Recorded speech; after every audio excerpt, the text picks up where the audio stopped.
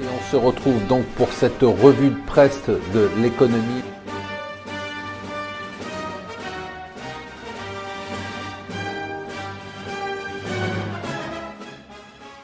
Bonjour et bienvenue sur Mon Financier pour le morning zapping du jour. J'ai une nouvelle incroyable pour vous, on est le 1er juillet. Voilà, c'est dit.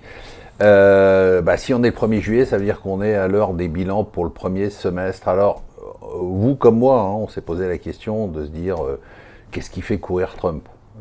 Et puis, on a eu des doutes. Je ne sais pas si vous vous souvenez, j'avais écrit il y a quelques semaines qu'il devait choisir entre la stratégie à long terme pour les États-Unis, notamment de défense contre la Chine, avec les implications que ça pourrait avoir, négatif pour la bourse, et la bourse. Bon, c'est clair, on le sait depuis le début de l'année, on aurait dû s'en douter finalement.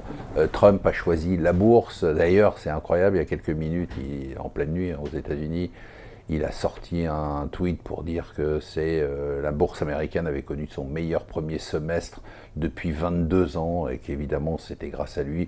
Donc on sait qu'aujourd'hui, son seul focus, c'est pas la peine de se poser d'autres questions, son seul focus c'est la bourse. Et on l'a très bien vu.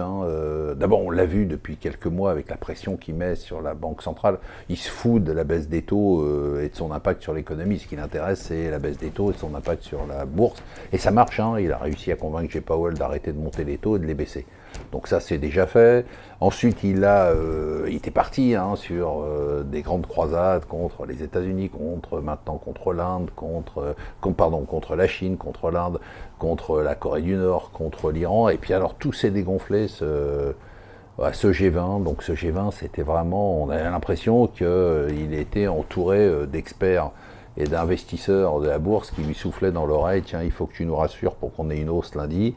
Et donc, avec la Chine, on reprend, Xi Jinping, c'est son pote, on reprend les négociations, on fait des concessions à Huawei, il va voir son pote Trump en lui disant, bon, arrange-moi le coup avec l'Iran, là, il faut arrêter ce bordel. Il envoie un tweet, c'est un truc incroyable, il envoie un tweet aux dirigeants nord-coréens, rien n'était préparé. Et il dit, je vais faire un saut, là, je suis à côté, j'arrive. L'autre le reçoit, et puis c'est le premier, il fait un pas en Corée du Nord, de la zone démilitarisée. Si vous n'avez pas vu les images, il faut les voir. C'est la première fois qu'un président en exercice met un pied en Corée du Nord. C'est quand même un truc incroyable. Bon, il rajoute à ça 2-3 trucs, il remet MBS dans le circuit pour que tout se passe bien du côté du pétrole. Enfin, il fait tout ce qu'il faut pour que la bourse monte, et la bourse monte. Aux États-Unis, donc on est autour des 17% de hausse depuis le début de l'année. À Paris, on est au-dessus de 17%, 17,1% pour le CAC 40. Nous, vous vous rappelez ce qu'on avait dit en début d'année, hausse jusqu'à 15%. Donc on a eu juste sur le fait qu'il allait avoir un rebond assez puissant après la fin d'année catastrophique de décembre. On s'est planté sur le fait que ça devait s'arrêter à 15% et redescendre. Non seulement on est à 17%, mais il semble que dans les jours qui viennent, on va avoir encore une progression. Je suis désolé, je vais vous dire la vérité, je n'arrive pas à être positif. Pour moi, les 15%, c'était bien, il fallait sortir. Je continue à penser la même chose, même si Trump fera tout pour continuer à faire monter la bourse, et qu'il y arrivera peut-être, mais tant pis, ça se fera sans moi.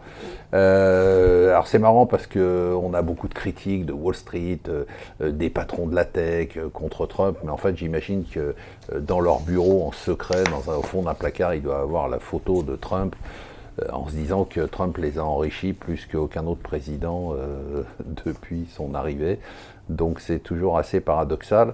L'immobilier, bien sûr, les taux baissent, donc on crée des bulles partout. Et on crée des bulles sur l'immobilier. Je ne sais même plus si c'est une bulle. Les Échos parlent quand même de fièvre immobilière. 3% de hausse sur l'immobilier à Paris, rien que sur le premier semestre, 1% en France. Bon, les prix n'arrêtent pas. À Paris, on a aujourd'hui présenté des appartements dans des quartiers très recherchés à 20 000 euros le mètre carré, voire au-dessus. C'est pas aberrant. Je ne dis pas que c'est la moyenne. La moyenne est au-dessus de 10 000 euros maintenant. Mais aujourd'hui, présenter ce type de prix n'a plus rien d'aberrant. On attend toujours les nominations définitives pour les instances européennes. C'est important parce que finalement, dans l'ombre, c'est eux qui nous gouvernent. On parle même de Villeroy de Gallo à la tête de la BCE. Pourquoi pas, ça serait une bonne nouvelle. Et enfin, la démographie, vous savez que ça me passionne. Eh bien, ça n'a aucun rapport avec l'économie, mais ça me passionne quand même.